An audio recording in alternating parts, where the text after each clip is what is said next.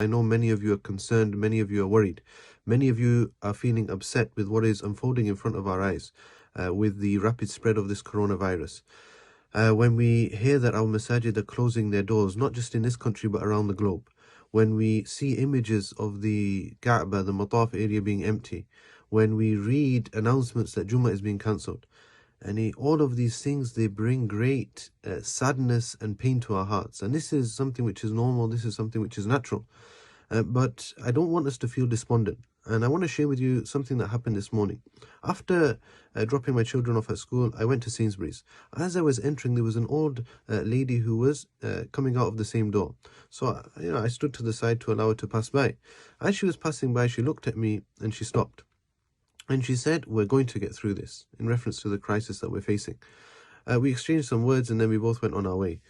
Afterwards, I was thinking that, subhanAllah, look at this old lady. She must have been over 60 from the high-risk category, but look at her mentality and her attitude. Her attitude was what? That we're going to get through this. We're going to persevere and things will get better. And I thought that this is exactly the attitude that the believers should have.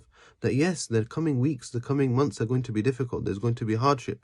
But we have a positive attitude. Yes, and we remain optimistic because this was the way of the Prophet ﷺ. He went through many difficulties, but he never became despondent and give up. This was never the way of the Prophet ﷺ. He would what? Act upon the ayah, وَاسْتَعِينُوا بِالصَّبْرِ وَالصَّلَاةِ, that he would seek help in patience and prayer. And that's what's required from us today, my dear brothers and sisters, that yes, we follow the governmental guidelines when it comes to social distancing, when it comes to self-isolation, and we have patience. We exercise patience, and of course we increase in our ibadah.